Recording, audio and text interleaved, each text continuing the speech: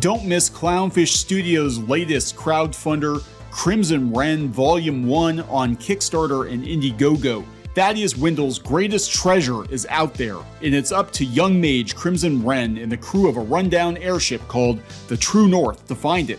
But will they find it in time?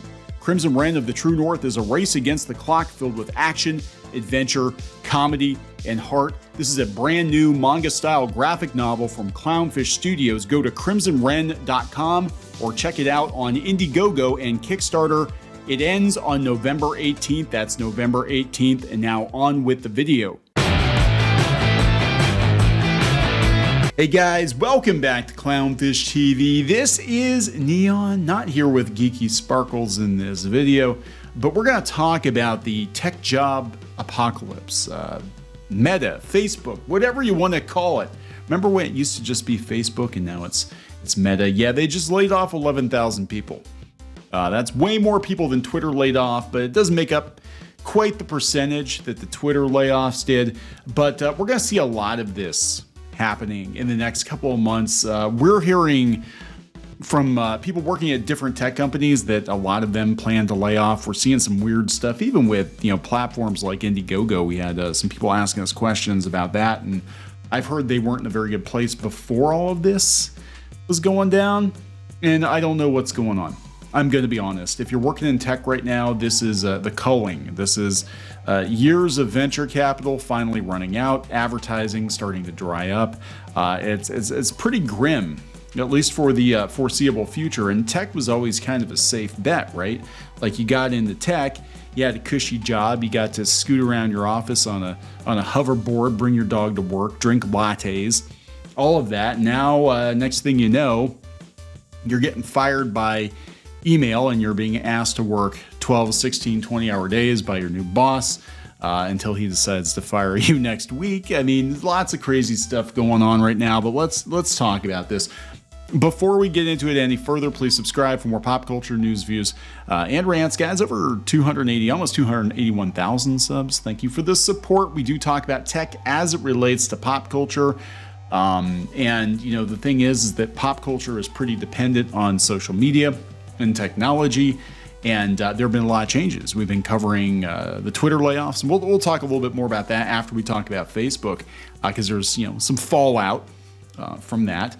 But yeah, Facebook laying off 11,000 people. This is coming from Engadget. A lot of these websites laying off people. A lot of them, again, propped up by venture capital, propped up by advertising, and the advertising rates are not good. They're not good right now. For independent creators, it's not terrible. I mean, there's a little bit of a hit, but if you're a massive company, a 25% dip in your revenue or whatever could be millions and millions and millions of dollars and thousands of jobs. So Meta is laying off more than 11,000 employees. They're reducing the size of its workforce by about 13% and letting more than 11,000 employees go in the first mass layoffs in the company's history. Mark Zuckerberg has announced the move in a message to employees, which Meta shared on its newsroom. And remember, they put a memo out a month or two ago where they basically told people, you perform or you're gone, right? The job cuts will affect every organization in the company, though some will be impacted more than others. In addition to considerably reducing the size of its team, the company is also cutting discretionary spending and extending its hiring freeze through the first quarter of 2023. And since it's planning to hire much fewer people next year, the recruitment team will be disproportionately affected by the layoffs. Yeah, if you're not hiring, you don't need like 500 HR people, right? Zuckerberg says he wants to take accountability for how Meta found itself in this position. Apparently, he made the decision to significantly increase Meta's investments following an exceptionally large revenue growth in the height of the pandemic. As users spent more on e-commerce, many people predicted this would be a permanent acceleration that would continue even after the pandemic ended. His gamble did not pay off, and the return of e-commerce to pre-pandemic trends, as well as the economic downturn, have led to revenue lower than expected. This is the same mistake that all these streaming services are making. They're like, hey, the revenue is up and up and up and up because people are locked in their houses and basically forced to do nothing but watch television, Clockwork Orange style, with their eyes pried open. And once everybody could get out of the house, they're like, yeah, let's go outside. Let's not watch TV. Let's not watch Netflix. Let's not watch Cuties. Let's not watch She-Hulk on Disney Plus. Let's actually go outside, because we've been stuck in our houses for 2 years. As such, Meta has chosen to focus on its priority growth areas, including ads and business platforms, and of course, long-term vision for the metaverse. I still don't know what the metaverse really is. It looks like really bad VR. It looks really, really bad. My son Squid King, he was showing me a video of Jordan Peele going to the virtual set of Nope. And I love Nope. I thought it was a really good movie. And he's like, oh my God, it's like I'm really here. And it was so bad. It looked like, we're talking like N64 graphics, really amateurish looking shit. And I'm like, wait, this is the metaverse? People are expecting Ready Player One. And this is what you're giving them. Good luck with that. Have you played Half-Life Alyx? Yeah, it's way better than the metaverse. Anyway, the CEO says employees will soon get an email about the layoffs, kind of like Elon Musk. In the U.S., Meta will give affected staff members a severance worth 16 weeks of their base, plus 2 additional weeks for every year of service with no cap. It will also cover the cost of health care for the affected employees and their families for 6 months. So they're doing that. The company promised to help them find new jobs by using an external vendor that will give them access to unpublished job listings. They said Meta already removed the access for those being let go today. They did this at Twitter. Remember how everybody dunked on Twitter for doing that? Like, how cruel, how awful. No, that's standard. I worked in tech. As soon as you're done, man. They lock you out of the system. You cannot be in the system. And I worked with government clients. Like, you couldn't be in the system if you didn't work for the company anymore, regardless of whether you quit or you got laid off or they fired you or whatever the reason was. As soon as you were done, as soon as you said you were done, you were done. They took the keys away. You were done, man.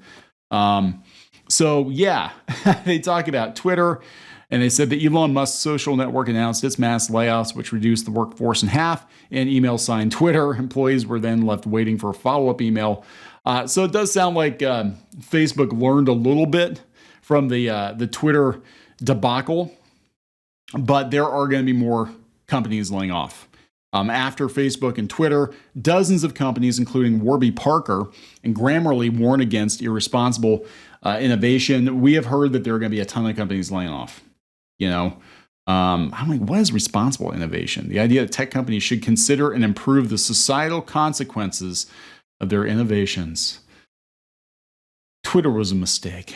It was a mistake. Of course, lots of outlets, speaking of Twitter, still railing against Elon Musk. As of today, you can get your blue check, I guess. I need to do that. Anybody can have a blue check now. I'm seeing accounts that have like 100 followers with blue checks. It's kind of hilarious.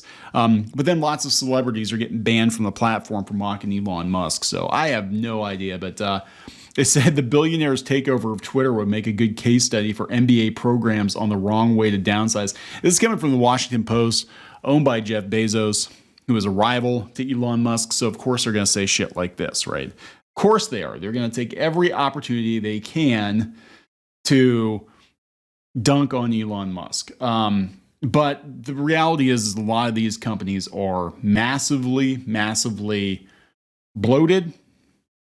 Way too many people working for these companies. They thought that the money was never going to run out. And now they have to pay the piper, or at least, downsize to more reasonable, realistic, staff size. It's just the way it is, man. The money's gone. The money's gone. What are you supposed to do? There's no freaking money. You can't keep paying everybody when you don't have any damn money.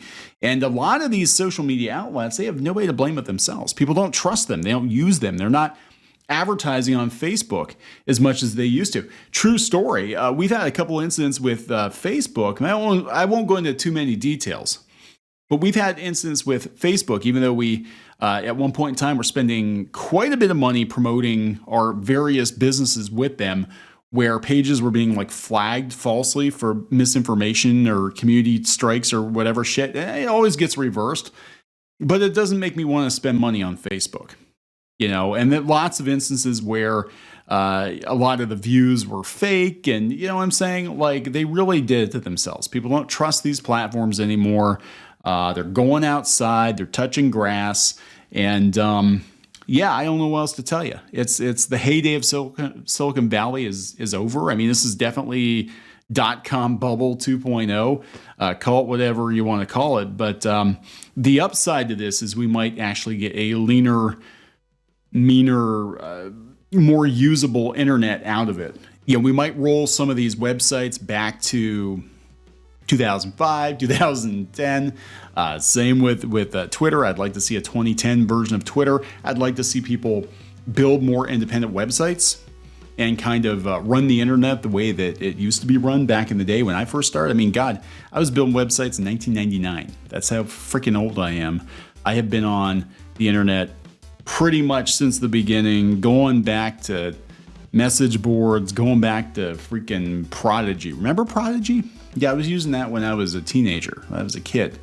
I would like to see the internet have a little bit more of a wild streak in it. I really would. I'm not talking about, targeting people or any of that shit, right? I'm just talking like I wish we could have more people that were willing to go out there and build new websites, not be so reliant on social media platforms. And it's actually one of the worst things that's happened. People have gotten lazy. Back in the day, if you wanted to get your stuff out there, you wanted to get your stuff seen, you built your own website, you built your own community, your own message board, your own online store. Now there's so many services that everybody is just like, oh, I'm gonna throw my comic up on Webtoon. Well, what if they decide one of these days they want to stop publishing comics?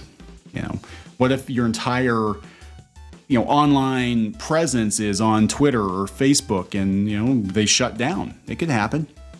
What are you going to do? So I think everybody needs to start thinking about the future here. I'm going to wrap this up. Please subscribe for more pop culture news, views, and rants, guys. We'll talk later.